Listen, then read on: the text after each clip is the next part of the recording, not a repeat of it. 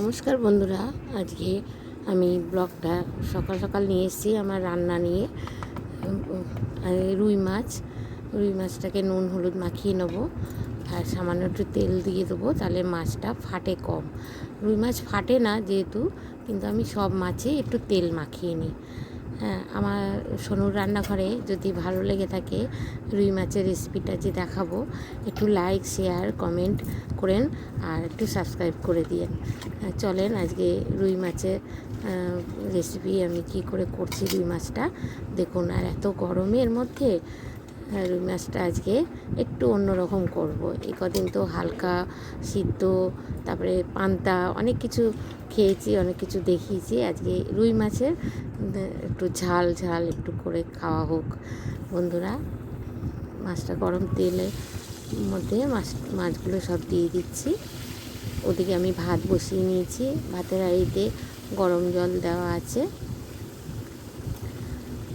গরম জলটা যেহেতু মাছটার মধ্যে দেবো, আমি ভাতের উপরে বসিয়ে নিয়েছি। জলটা গরম হয়ে যাবে, আর সেটা গরম করতে হবে না।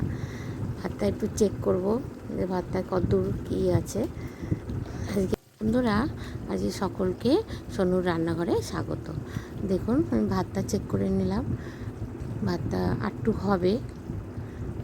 একটু নেড়ে ছেড়ে আবার ঢাকা দিয়ে গ্যাস আঁচটা কমিয়ে দিলাম। আস্তে আস্তে নালে উতলে পড়বে, আবার জলটা বসিয়ে দিলাম। এদিকে মাছটা ভেজে নিচ্ছি, মাছটা উল্টে পাল্টে ভেজে নিচ্ছি।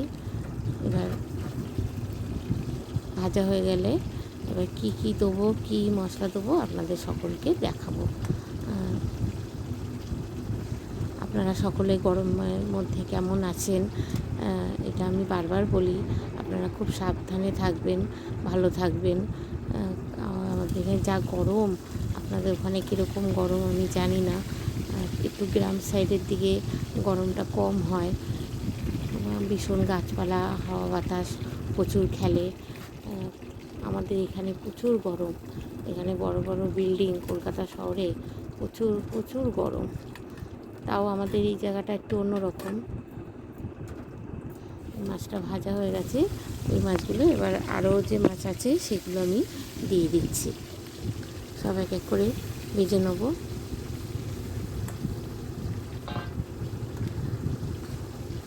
উল্টে পাল্টে একটু নেড়ে চেড়ে নেব। বন্ধুরা, আমার এই রেসিপিটা যদি আপনাদের ভালো লাগে একটু শেয়ার করে দিন আর একটু কমেন্ট বক্সে জানাবেন। আপনারা আমাকে কমেন্ট বক্সে জানালে আমার খুব ভালো লাগে। আমি বারবার বলি, আপনারা একটু আমাকে কমেন্ট বক্সে জানাবেন। আমার মাছগুলো সব ভাজা হয়ে গেছে, ভাতটা হয়ে গেছিলো ফ্যান উপর করে। লাস্টে আমি একটু বসাই গ্যাসে, জলটা একটু টেনে যায়।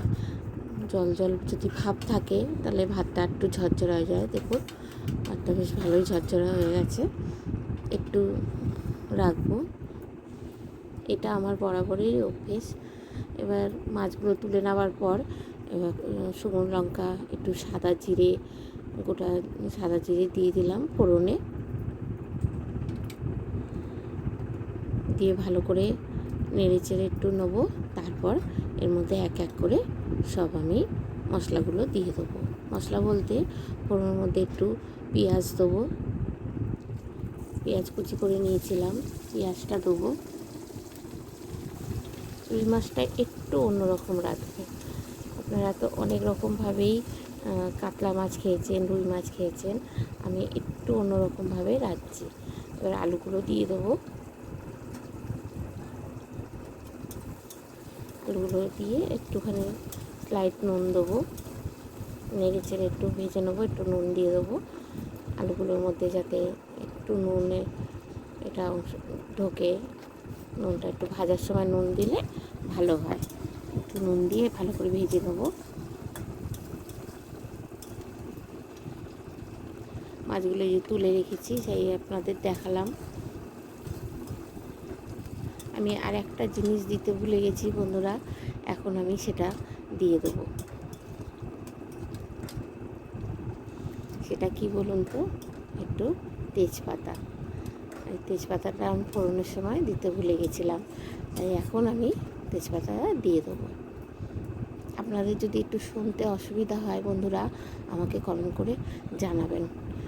এর মধ্যে মশলাটা দিলাম, আদা, রসুন, কাঁচা লঙ্কা, পেঁয়াজ সব হেমন্দিস্তায় অল্প থেতো করে নিয়েছি, সব দিয়ে দিলাম ওর মধ্যে। একটু পেঁয়াজ বাটাও দিয়েছি, একটু জল দিয়ে দিলাম।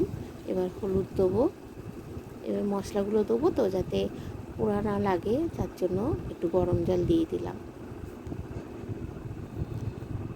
একটু জিরে গুঁড়ো দিলাম, আগে হলুদ দিয়েছিলাম, একটু জিরে গুঁড়ো দিয়ে দিলাম। আজকে আমার রুই মাছের এটা একটু দিলাম, টমেটো পেস্ট করা ছিল আমার, ফ্রিজে স্টোর করে আমি রেখে দিই টমেটো এরকমভাবে, সেইটা আবার দিয়ে দিলাম। বেশি টমেটো ফ্রিজে রাখা অসুবিধা হয়, আমি পেস্ট করে রেখে দিই। একটু কাঁচা লঙ্কা, পাকা কাঁচা লঙ্কা বাটা দিয়ে দিলাম। আমি রুই মাছটা একটু অন্যরকম রাঁধছি, দই কাতলা তো খেয়েছেন, একটু নুন দিয়ে দিলাম।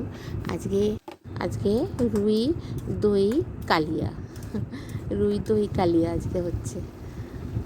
ভালো করে কষিয়ে নেব, মশলাগুলো দিয়ে ভালো করে একটু কষাবো। দেখবেন কষাতে যখন তেল ছেড়ে যাবে মশলা থেকে, তেল ভাব কড়াইতে লাগবে, তখন মনে করবেন মশলাটা কষানো হয়েছে। একটু গুঁড়ো লঙ্কা দিয়ে দিলাম, ঝাল লঙ্কা গুঁড়ো দিলাম। এবার টক দইটা ফেটিয়ে আমি রেখেছিলাম বাটিতে, এটা লাস্টে দিলাম। কেন শুরুতে দিলে না একটু ছানা ছানা হয়ে যায়, বেশি কষানো হলে দইটা ছানা ছানা হয়ে যায়, আর ভালো করে ফেটিয়ে একটু লাস্টের দিকে দিলে সেটা হয় না, ওই জন্য আমি একটু লাস্টের দিকেই দিলাম।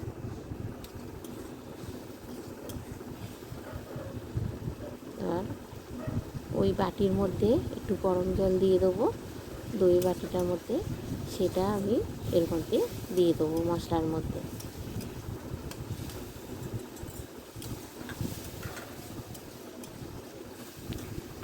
কষানো হয়ে গেছে আমার, এই জলটা দিয়ে দিলাম। এবার ফুটে উঠুক, ফুটে ওঠার পর তারপর ঢাকা দিয়ে দেবো।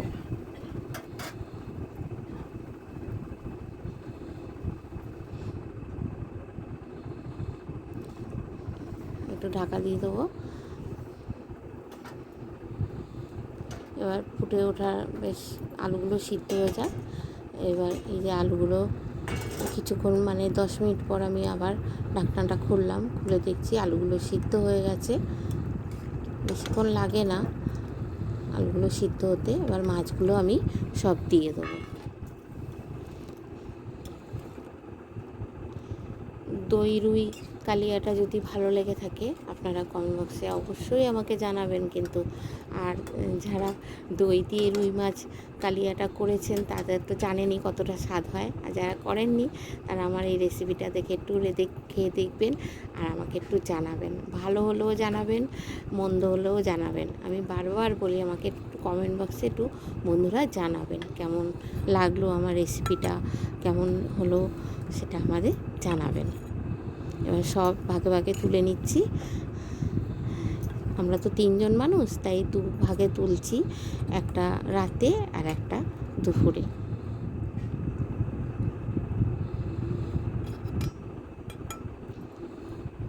এই থালাতেও একটু তুলে নেব।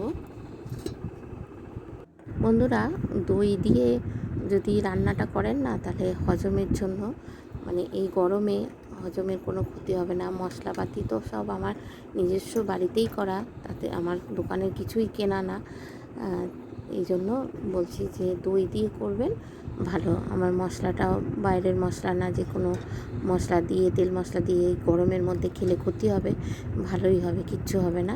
টক দইতে রান্না ভালো হয়, স্বাদও আরও বেড়ে যায়। এবার আমি খাচ্ছি, দেখুন বন্ধুরা, আমি সব রকম তরি তরকারি দিয়ে খেয়েছি, লাস্টে আমি মাছ দিয়ে খাচ্ছি, মাছটা খুব ভালো হয়েছে। স্নান টান করে নিয়ে সবাইকে দিয়ে আমি লাস্টেই খাই বন্ধুরা, যেন আমার একটু লেট হয়, আমি এই জন্য একা একা লাস্টেই খাই। আগে আমার মেয়ে ছিল, মেয়ের সাথে বসে খেতাম, এখন মেয়ে তো বিয়ে হয়ে শ্বশুরবাড়ি চলে গেছে, তার জন্য আমি লাস্টেই খাই। আচ্ছা, ঝোলটা দারুণ হয়েছে, খেতে। মাছটা ভেঙে খেয়ে বলছি আপনাদের কেমন হয়েছে বন্ধুরা। দারুণ হয়েছে।